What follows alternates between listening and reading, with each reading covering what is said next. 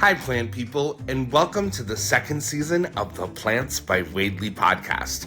I'm your host, Wade Lee. Do you feel emotionally connected to your plants, as if in the process of caring for them, they as well are caring for you? We will have in-depth conversations with plant experts, authors, entrepreneurs, and plant personalities. Join me as we dig deep and experience the magic of plants. Hi, plant people, and welcome to the 31st episode of the Plants by Wade Lee podcast, season 2, special edition with a special co-host, my husband, Malcolm Carney. Thank you for having me. It's great to finally be a guest on the podcast after one whole season of me not being on it. Thank you for having me. You're more than welcome. You're so cute. Okay, so today we're going to talk about how I manifested my dream job. A little bit about my plant journey. You all know that I moved here. I got really into plants, obsessed. I had started dating Malcolm. We got engaged in Central Park at the Balto statue in New York. Yeah, and we began to plan this dream wedding. We started looking at so many different locations throughout St. Augustine and Jacksonville. We really knew, though, that we wanted to get married in Jacksonville, right? Yeah, 100%. I think that, we looked at a few venues online and we went to go check out a few, and we really quickly decided on the Cummer Museum of Art and Gardens here in Jacksonville, Florida. I had been there before, just like as a visitor, and seen the gardens and seen the art. And when we went there to check it out for the wedding as a potential wedding venue, I was just like, this is the spot, like instantly. I don't know if you felt the same way, but that's how I felt. I didn't even really want to consider any of the other venues that we had looked at that point. Yeah. We had looked at the library, which I loved, the downtown Jacksonville library. Easily our second. Yeah. I wasn't too crazy about the banquet space, but obviously as a plant person, and I had been to the Cummer Art and Gardens before, and I love the space, and to be married there was literally just a dream. I was like, I can't believe that this is gonna happen. So we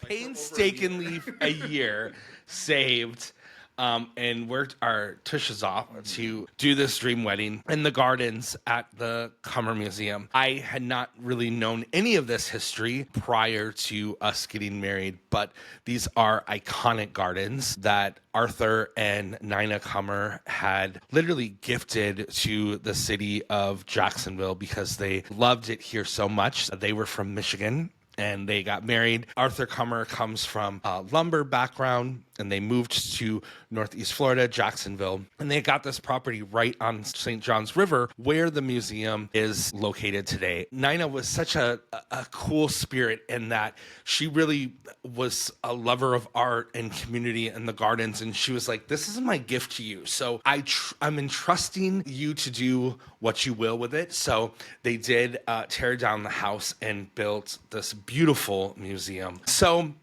we got married there. And we got married there. Yes. And so in that year of us knowing that we were going to get married there, I strategically planted in our backyard garden in our townhouse, which is not a lot of space, but I really, stuck to the guns. I knew the tropical plants that I wanted to showcase, if you will, in each of the arrangements. We had 16 tables, and then our honeymoon table, and then 2 large vases. And I grew every single plant in our own garden and cut them down at 4 a.m. the day of the wedding, and it was magical. Absolutely magical. It was beautiful chaos. I tell people, the day of the wedding went by so quick because all that lead up to the wedding, it's chaos, right? You're getting fitted for suits, you're sending out invitations, and in Wade's case, you're growing plants. And to have all that work over a year accumulate into just one magical day, it simultaneously is probably the best day of my life and also the fastest day of my life, because I'm just like, man, to live in that moment a little longer could have been amazing. Just to be able to be around those family and friends in that beautiful space that we saved and worked hard to be able to get married at, and that you spent over a year growing plants for. I think it really was the perfect day, and I think your plants played a large role in it. And the fact that you grew those plants is like a testament to who you are and then kind of our relationship. I mean, I know in my vows, I mentioned one of our first dates. We went to this beautiful garden called the McKee Botanical Gardens in Florida. And, you know, I think one of the reasons we went on that date is because I knew that you had that love of plants and we wanted to go walk around. We both had interest in hiking.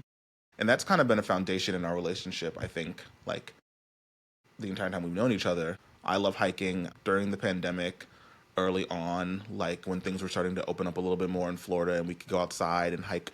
That was really a lifeline for me, you know, because though I could not be around people necessarily, we all had to social distance. Being able to get out into nature was really therapeutic. So similar to you going through something obviously very different in your life with Stephen and plants being a lifeline for you, you know, when you're going through isolation through the pandemic, for me, hiking in nature was my lifeline. Thanks for sharing that. Yeah, I think that was definitely our sweet point in our dating, not phase, because we still date each other, but we did a lot of cool hikes and a lot of cool gardens. I'm a little like miffed because hurricanes happened and they had the big hurricane bumper at the end of the garden, so we weren't able to get married in the spot that I really wish we could. Yeah, so we had two big storms, like the months leading up to our wedding in October. And obviously to protect the garden, slider.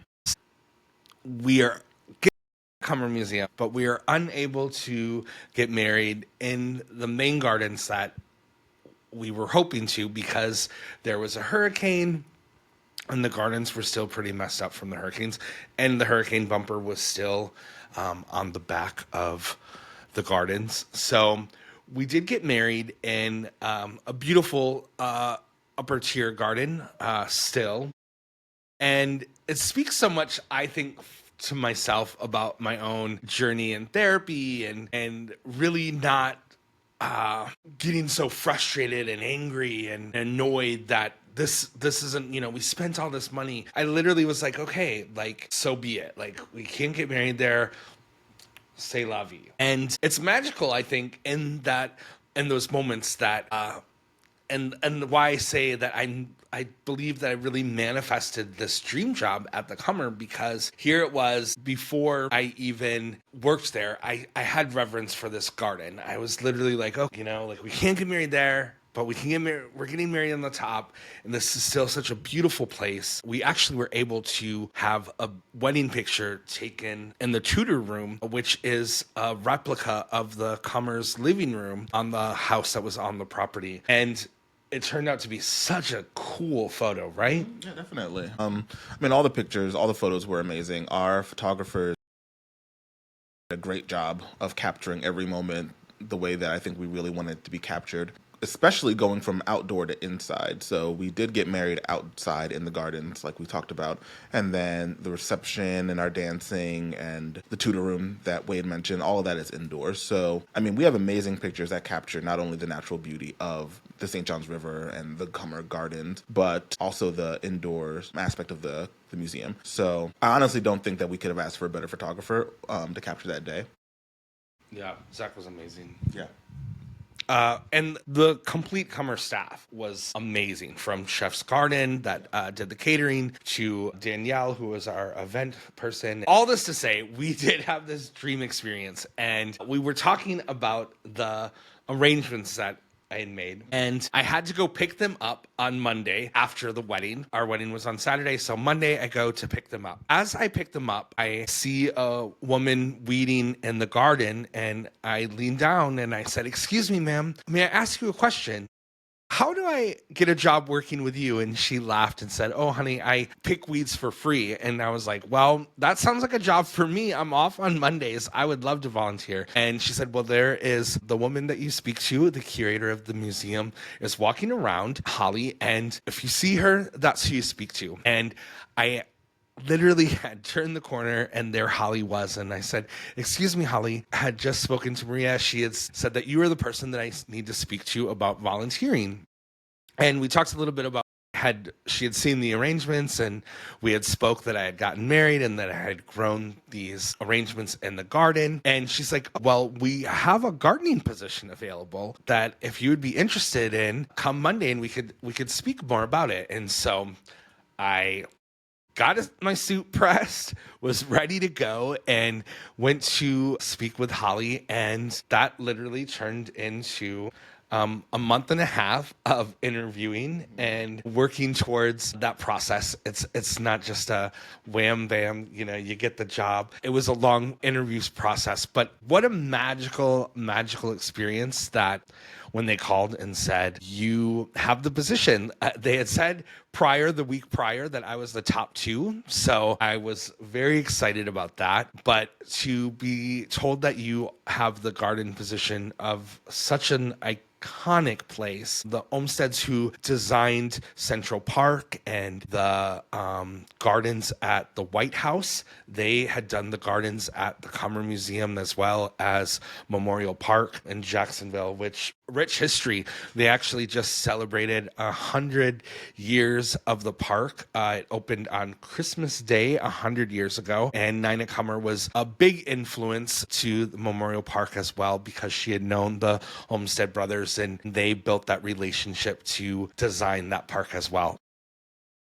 It's amazing. I mean, it really is so amazing. And to be someone who literally used plants as therapy through grief, to have it now be, my full-time gig. And even prior to that, the week before I had even went on to the Cummer Museum, I got my nursery license, so I am certified with the Department of Agriculture in the state of Florida, which is also very huge. So it's super exciting. And talking about the manifestation of it all is, I really believe a big process of plants and becoming a super attractor to landing a dream job, like even manifesting this beautiful relationship with you. I mean, it really was a lot of work. I was very interested in The Secret, and it was very woo-woo to me because it was like, oh, you do good, you believe good, but sometimes life is shit. And what do you do when life is shit? You can't just be like, yes, I'm fighting through it, and I think the process this last 3 years in our relationship and after Stephen passing away has really been a reflection of eternal family systems, which I had learned listening to Gabby Bernstein on the Expanded podcast, which was part of To Be Magnetic with Lacey Phillips and Jessica Gill. It's a fascinating episode. I will link it to this podcast as well because it's one to hear. It's really when I began to understand inner child work. I had been through therapy for many, many years through going through an ex-gay ministry and dealing with a lot of the brainwashing and self-hatred and shame and guilt from the religious trauma. I had never, ever really experienced true healing from this until the last 3 years when I began to understand what IFS was and doing the program and doing the deep imagining with To Be Magnetic. And what IFS really does is it looks into those child traumas. It helps you rewrite those stories and also hold space for the words of defying gravity. No, I'm just kidding. It really helps you hold space for your inner child. And that is the greatest healing of it all. And I think after I did that and I've been working through that, it was really allowing me to become a super attractor to landing this very prestigious job and knowing that I have the abilities and the self-love and the self-care to do an extraordinary job. So thank you, love, because you have been a good friend and a partner in helping me with, just loving me through some of these moments and being a person of reason. I mean, of course, it's never easy, right? Going through any type of trauma or grief, and that shows up, right, in all of our relationships, friendships, family. I think just being there for you as you've been there for me is just kind of part of being in a relationship. Yeah. Gratefulness and gratitude, like especially this last week, going into the gardens at 7 a.m. as the sun is rising. I don't even have words. It's so majestic. And I have been able to just really connect with just such gratitude and starting my days in the gardens. And you went and had lunch with me in the garden this week.